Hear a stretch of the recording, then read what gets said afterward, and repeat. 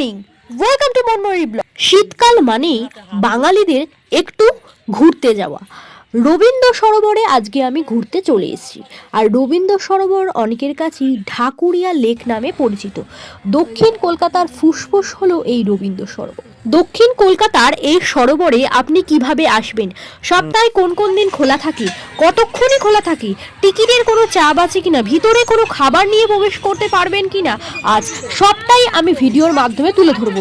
দেখতেই পাচ্ছেন ছোট্ট বাচ্চারা কি সুন্দর এখানে খেলা করছে, তার জন্য কোনো টিকিট লাগে কিনা, ছোট্ট ছোট্ট রাজহাঁসগুলো জলে চলাফেরা করছে, প্রত্যেকটা মুহূর্ত আমি ভিডিওর মাধ্যমে আপনাদের সাথে তুলে ধরবো, তাই ভিডিওটা কেউ স্কিপ করবে না। এখন আমরা আছি রবীন্দ্র সরোবরে, আর রবীন্দ্র সরোবরটা পুরোটা ঘুরে আপনাদের সামনে ভিডিওর মাধ্যমে। এইটি হচ্ছে রবীন্দ্র সরোবরে ঢোকার 6 নম্বর গেট, মেন গেট, যেটা দিয়ে ঢুকলে তোমরা পুরোটা দেখতে পাবে। আর তোমাদের বলে রাখি, রবীন্দ্র সরোবরে ঢুকতে গেলে কোনো খাবার নিয়ে ঢোকা যাবে না। এখানে প্রবেশ করতে কোনো মূল্য দিতে হয় না, সুতরাং টিকিটের কোনো মূল্য নেই। দেখতেই পাচ্ছ পুরো রবীন্দ্র সরোবরটা তোমাদের সামনে ঘুরিয়ে দেখাচ্ছি।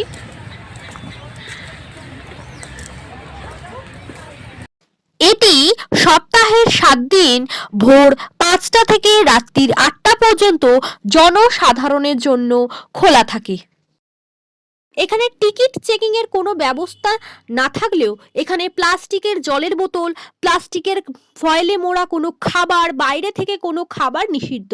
দেখতেই পাচ্ছ এখানে কাপল স্পট নামে জায়গাটি খুব সুপরিচিত। পুরনো ইতিহাস ঘাঁটলে জানা যায় 1920 দশকে প্রথম দিকে কলকাতা মহানগরী অঞ্চলের উন্নয়নের দায়িত্বে নিয়োজিত কলকাতার ইমপ্রুভমেন্ট ট্রাস্ট 192 একর জঙ্গলময় জমি, তাদের উদ্দেশ্য ছিল অঞ্চলটিকে বসতিযোগ্য করে তোলা। দেখতেই পাচ্ছ ছোট্ট ছোট্ট হাঁসেরা জলের মধ্যে কি সুন্দর খেলা করছে।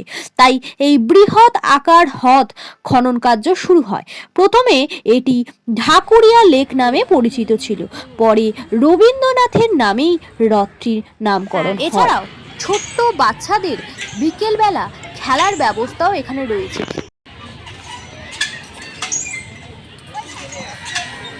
দেখতেই পাচ্ছ ছোট্ট বাচ্চারা কি সুন্দর দোলনায় চেপে দোল খাচ্ছে, বিকেলটা খুব সুন্দর আনন্দেই কাটছে ওদের, তাই দেখে আমার খুব ভালো লাগলো, তাই ভিডিওটা তোমাদের সামনে তুলে ধরলাম। দেখতেই পাচ্ছ এখানে বিকেলবেলা ছোট্ট বাচ্চাদের খেলার জন্য ব্যবস্থাও রয়েছে।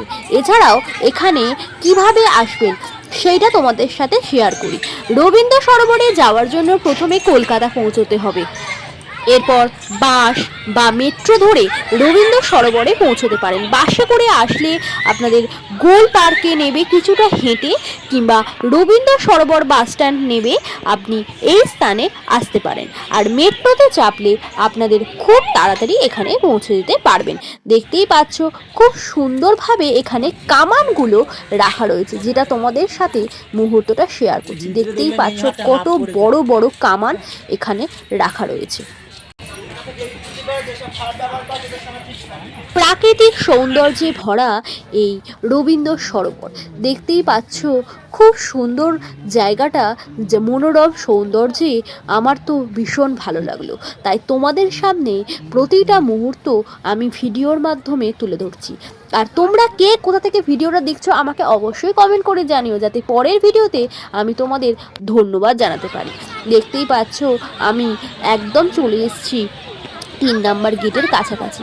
তোমাদের বলে রাখি, এখানে মা দুর্গার যেগুলো পুরস্কৃত হয়েছে সেগুলো 3 নম্বর গেটে আর্ট গ্যালারিতে সাজানো আছে, যেটি আমি দেখতে যেতে পারিনি কারণ সেটি তখন বন্ধ ছিল। তোমরা চাইলে এই লেকের জলে বোটিংও করতে পারো, সেই ব্যবস্থাও এখানে রয়েছে।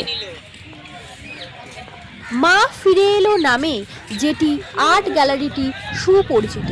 এখানে দুর্গা প্রতিমা যত্ন সহকারে রাখা থাকে, যা সকাল 7টা থেকে 10টা পর্যন্ত খোলা থাকে, আর বিকেল 3টে থেকে 7টা পর্যন্ত খোলা থাকে, তারপর ভিডিওটা যদি তোমাদের ভালো লাগে তাহলে একটা লাইক করে দিও, আর তোমাদের কেমন লাগলো আমাকে অবশ্যই কমেন্ট করে জানিও। আর ভালো লাগলে লাইক, কমেন্ট, শেয়ার, সাবস্ক্রাইব করে দিও। আজকের মতো সবাইকে টাটা, আবার দেখা হচ্ছে অন্য একটা ভিডিও নিয়ে। আর শীতকালে তোমরা কে কোথায় ঘুরতে গেলে আমাকে অবশ্যই কমেন্ট করে জানিও। আজকের মতো ভিডিওটা আমি এখানেই শেষ করছি। রবীন্দ্র সরোবর পুরোটা তোমার ঘুরিয়ে দেখালাম, ভিডিওটা আমি এখানেই শেষ করলাম। টাটা, সবাই সুস্থ থেকো, ভালো থেকো।